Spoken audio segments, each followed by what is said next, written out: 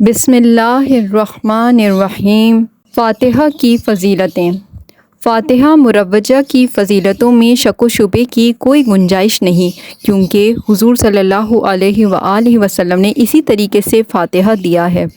فتاوی روض جزری میں علامہ علی قاری یہ روایت لکھتے ہیں کہ سیدنا حضرت ابراہیم رضی اللہ تعالیٰ عنہ بن رسول اللہ صلی اللہ علیہ وآلہ وسلم کی وفات کے تیسرے دن حضرت ابو ذر غفاری رضی اللہ تعالیٰ عنہ اونٹنی کا دودھ، جو کی روٹی اور کھجور لے کر حاضر ہوئے اور آپ صلی اللہ علیہ وآلہ وسلم کے سامنے رکھ دیا، تو آپ صلی اللہ علیہ وآلہ وسلم نے ایک بار الحمد، 3 بار قل هو اللہ اور اللہم صلی علی محمد انت بہا اہل وہو لہا اہل پڑھ کر دست مبارک اٹھایا اور فرمایا الہی اس کا ثواب ہمارے لڑکے کو پہنچا۔ پھر حضرت ابو ذر رضی اللہ تعالیٰ عنہ کو حکم دیا کہ اسے تقسیم کر دو۔ بزرگان دین نے اسی دلیل کے پیش نظر اس کے اہتمام کو مد نظر رکھا اور اس پر عمل پیرا رہے۔ فاتحہ کے فوائد۔ اگر مردہ عذاب میں مبتلا ہو اور اس کے نام فاتحہ دیا جائے تو خدائے قدوس اس مردے کو بخش دیتا ہے اور عذاب سے نجات دیتا ہے۔ مردے کو عذاب سے نجات دلانے کے لیے فاتحہ ایک بڑا مؤثر ذریعہ ہے۔ انبیاء اور بزرگان دین کے فاتحہ سے بڑی بڑی مشکلیں آسان ہو جاتی ہیں اور بلائیں ٹل جاتی ہیں۔ جو کام فاتحہ دے کر شروع کیا جاتا ہے اس کا انجام بخیر ہوتا ہے۔ قرآن خوانی جو ہوتی ہے اس کا حقیقی مفہوم یہی ہے۔ فاتحہ کے آداب و شرائط۔ جس طرح ہر کام کا ایک اصول اور اس کے کچھ آداب ہوتے ہیں، اسی طرح فاتحہ کے بھی کچھ اصول اور آداب ہیں۔ انہی کو آپ شرطیں بھی کہہ سکتے ہیں۔ مثلاً یہ کہ حلال اور پاک چیزیں ہوں، کفار و مشرکین کے گھر یا دکان کی نہ ہوں، نبود و نمائش اور اپنی تعریف و توصیف کے لیے نہ ہوں، حرام، نشہ آور، بودار یعنی ناگوار بو والی چیز یا سڑی گلی ہوئی چیز نہ ہو، خوشبودار، پاک، طیب و طاہر چیزیں ہوں، حلال روزی کی ہوں، اپنے گھر کی پکی ہوئی ہوں یا پرہیزگار مسلمان کی دکان کی ہوں۔ ایصال ثواب۔ ایصال ثواب کا طریقہ بڑا مبارک ہے۔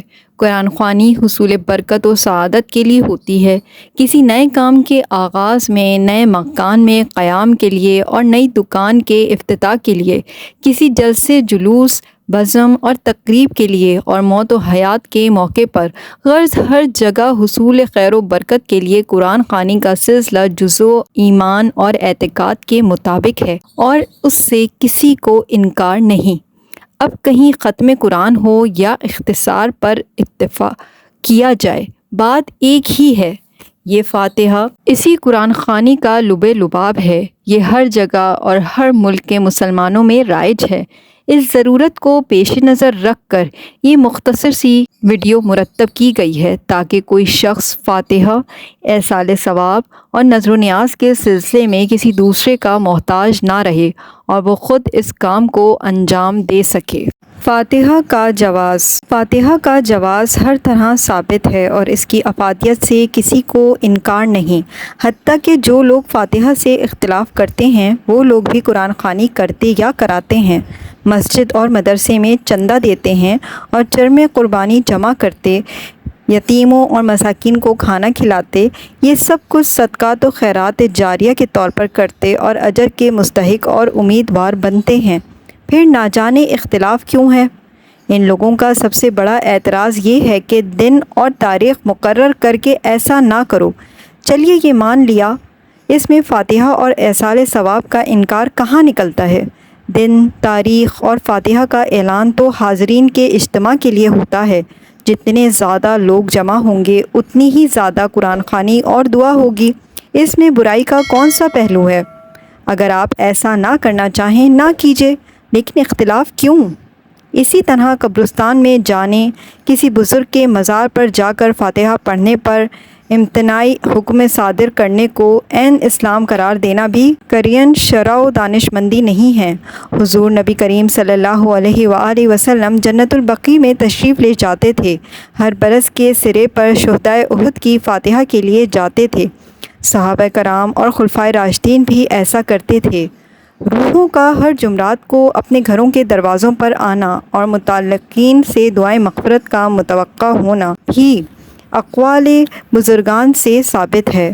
حضرت شیخ عبدالحق محدث دہلوی رحمۃ اللہ علیہ بھی اس کی تصدیق کرتے ہیں۔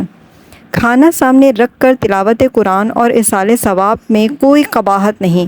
حضرت انس رضی اللہ تعالیٰ عنہ سے مروی ہے کہ ان کی والدہ ماجدہ رضی اللہ تعالیٰ عنہ نے ملیدہ بنا کر سرکار دو عالم صلی اللہ علیہ وآلہ وسلم کی خدمت میں ایک سینی میں بھیجا تھا، تو حضور صلی اللہ علیہ وآلہ وسلم نے اس پر اپنا دست مبارک رکھ کر کچھ پڑھا اور پھر بہت سے صحابہ رضی اللہ تعالیٰ عنہ نے اسے کھایا۔ اگر ہم اس اجر کو کسی بزرگ کی روح تک خداوند قدوس سے درخواست کرتے اور قرآن خوانی کے ثواب کے ساتھ اس کو شامل کرتے اور دعائیں مغفرت کرتے ہیں تو یہ بڑی نیک بات ہے۔ ہر نماز کے بعد اپنے لیے اور مومنین کے لیے ہمیں دعائیں کرنی ہی چاہیے۔ اگر دن، تاریخ اور وقت مقرر نہ ہو تو افراتفری لازمی ہے، بس ہر کام کے لیے ایک طریقہ اور قاعدہ ہوتا ہے، اس لیے یہ بھی قاعدے اور سلیقے میں شامل ہے۔ البتہ اگر یہ قاعدہ اور سلیقہ دائرہ اسلام سے باہر ہو تو قابل اعتراض ہے۔ شریعت کے دائرے میں رہ کر دین کی حرمت کو ملحوظ خاطر رکھتے ہوئے اگر کیا جائے تو عین درست ہے۔ فاتحہ کا طریقہ: جن کے والدین یا ان میں سے کوئی ایک فوت ہو گیا ہو تو ان کو چاہیے کہ ان کی طرف سے غفلت نہ کرے، ان کی قبروں پر بھی حاضری دیتا رہے اور ایصال ثواب بھی کرتا رہے۔ اس ضمن میں آگے احادیث مبارکہ تحریر کی جاتی ہیں۔ مقبول حج کا ثواب: جو بنیت ثواب اپنے والدین دونوں یا ایک کی قبر کی زیارت کرے، حج مقبول کے برابر ثواب پائے، اور جو بکثرت ان کی قبر کی زیارت کرتا ہو، فرشتے اس کی قبر کی یعنی جب یہ فوت ہوگا زیارت کو آئیں گے۔ 10 حج کا ثواب: جو اپنی ماں یا باپ کی طرف سے حج کرے، ان کی یعنی ماں باپ کی طرف سے حج ادا ہو جائے گا، اسے یعنی حج کرنے والے کو مزید 10 حج کا ثواب ملے گا۔ والدین کی طرف سے خیرات: جب تم سے کوئی کچھ نفل خیرات کرے تو چاہیے کہ اسے اپنے ماں باپ کی طرف سے کرے کہ اس کا ثواب انہیں ملے گا، اور اس کے یعنی خیرات کرنے والے کے ثواب میں کوئی کمی بھی نہیں آئے گی۔ روزی میں بے برکتی کی وجہ: بندہ جب ماں باپ کے لیے دعا ترک کر دیتا ہے، اس کا رزق قطع ہو جاتا ہے۔ جمعے کو زیارت قبر کی فضیلت: جو شخص جمعے کے روز اپنے والدین یا ان میں سے کسی ایک کی قبر کی زیارت کرے اور اس کے پاس سورہ یاسین پڑھے، بخش دیا جائے گا۔ دعاؤں کی برکت: مدینے کے تاجدار صلی اللہ علیہ وآلہ وسلم کا فرمان مغفرت نشان ہے: میری امت گناہ سمیت قبر میں داخل ہوگی اور جب نکلے گی تو بے گناہ ہوگی، کیونکہ وہ مؤمنین کی دعاؤں سے بخش دی جاتی ہے۔ ایصال ثواب کا انتظار: سرکار نامدار صلی اللہ علیہ وآلہ وسلم کا ارشاد مشکبار ہے: مردے کا حال قبر میں ڈوبتے ہوئے انسان کی مانند ہے کہ وہ شدت سے انتظار کرتا ہے کہ باپ یا ماں یا بھائی یا کسی دوست کی دعا اس کو پہنچے، اور جب کسی کی دعا اسے پہنچتی ہے تو اس کے نزدیک وہ دنیا و ما فیہا یعنی دنیا اور اس میں جو کچھ ہے سے بہتر ہوتی ہے۔ اللہ عز و جل قبر والوں کو ان کے زندہ متعلقین کی طرف سے ہدیہ کیا ہوا ثواب پہاڑوں کی مانند عطا فرماتا ہے۔ زندوں کا ہدیہ یعنی تحفہ مردوں کے لیے دعائے مغفرت کرنا ہے۔ دعائے مغفرت کی فضیلت: جو کوئی تمام مومن مردوں اور عورتوں کے لیے دعائے مغفرت کرتا ہے، اللہ عز و جل اس کے لیے ہر مومن مرد و عورت کے عوض ایک نیکی لکھ دیتا ہے۔ اربوں نیکیاں کمانے کا آسان نسخہ: اربوں خربوں نیکیاں کمانے کا آسان نسخہ ہاتھ آ گیا۔ ظاہر ہے اس وقت روئے زمین پر کروڑوں مسلمان موجود ہیں اور کروڑوں بلکہ اربوں دنیا سے چل بسے ہیں۔ اگر ہم ساری امت کی مغفرت کے لیے دعا کریں گے تو انشاءاللہ عز و جل ہمیں اربوں خربوں نیکیوں کا خزانہ مل جائے گا۔ تحریری طور پر اپنے لیے اور تمام مؤمنین و مؤمنات کے لیے دعا تحریر کر دیتی ہوں۔ اول آخر درود شریف پڑھ لیں، انشاءاللہ عز و جل ڈھیروں نیکیاں ہاتھ آئیں گی۔ اللہم اغفر لی ولکل مؤمن و مؤمنہ، یعنی اے اللہ میری اور ہر مؤمن و مؤمنہ کی مغفرت فرما۔ آپ بھی اوپر دی ہوئی دعا کو عربی یا اردو زبانوں میں ابھی اور ہو سکے تو روزانہ 5 نمازوں کے بعد بھی پڑھنے کی عادت بنا لیجیے۔ سعد رضی اللہ تعالیٰ عنہ کے لیے کنواں۔ حضرت سیدنا سعد بن عبادہ رضی اللہ تعالیٰ عنہ نے عرض کی، یا رسول اللہ صلی اللہ علیہ وآلہ وسلم، میری ماں انتقال کر گئی ہیں، میں ان کی طرف سے صدقہ کرنا چاہتا ہوں، کون سا صدقہ افضل رہے گا؟ سرکار صلی اللہ علیہ وآلہ وسلم نے فرمایا، پانی۔ چنانچہ انہوں نے ایک کنواں کھدوایا اور کہا، یہ سعد رضی اللہ تعالیٰ عنہ کے لیے ہے۔ فائدہ: سیدنا سعد رضی اللہ تعالیٰ عنہ کا کہنا ہے کہ یہ کنواں سعد رضی اللہ تعالیٰ عنہ کے لیے ہے۔ اس کے معنی یہ ہیں کہ یہ کنواں سعد رضی اللہ تعالیٰ عنہ کی ماں کے ایصال ثواب کے لیے ہے۔ اس سے یہ بھی معلوم ہوا کہ مسلمانوں کا گائے یا بکرے وغیرہ کو بزرگوں کی طرف منسوب کرنا، مثلاً یہ کہنا کہ یہ سیدنا غوث پاک رضی اللہ تعالیٰ عنہ کا بکرا ہے، اس میں کوئی حرج نہیں کہ اس سے مراد بھی یہی ہے کہ یہ بکرا غوث پاک رضی اللہ تعالیٰ عنہ کے ایصال ثواب کے لیے ہے۔ اور قربانی کے جانور کو بھی تو لوگ ایک دوسرے ہی کی طرف منسوب کرتے ہیں۔ مثلاً کوئی اپنی قربانی کی گائے لیے چلا آ رہا ہو اور اگر آپ اس سے پوچھیں کہ یہ کس کی ہے تو اس نے یہی جواب دینا ہے، میری گائے ہے۔ جب یہ کہنے والے پر اعتراض نہیں تو غوث پاک کا بکرا کہنے والے پر بھی کوئی اعتراض نہیں ہو سکتا۔ حقیقت میں ہر شے کا مالک اللہ عز و جل ہی ہے، اور قربانی کی گائے ہو یا غوث پاک کا بکرا، ہر ذبیحہ کے ذبح کے وقت اللہ عز و جل کا نام لیا جاتا ہے۔ اللہ عز و جل وسوسوں سے نجات بخشے۔ ایصال ثواب کا طریقہ۔ ایصال ثواب یعنی ثواب پہنچانا کے لیے دل میں نیت کر لینا کافی ہے۔ مثلاً آپ نے کسی کو 1 روپیہ خیرات دیا، یا ایک بار درود شریف پڑھا، یا کسی کو ایک سنت بتائی، یا نیکی کی دعوت دی، یا سنتوں بھرا بیان کیا، الغرض کوئی بھی نیکی کی، آپ دل ہی دل میں اس طرح نیت کر لیں، مثلاً ابھی میں نے جو سنت بتائی اس کا ثواب سرکار صلی اللہ تعالیٰ علیہ وآلہ وسلم کو پہنچے، انشاءاللہ عز و جل ثواب پہنچ جائے گا۔ مزید جن جن کی نیت کریں گے ان کو بھی پہنچے گا۔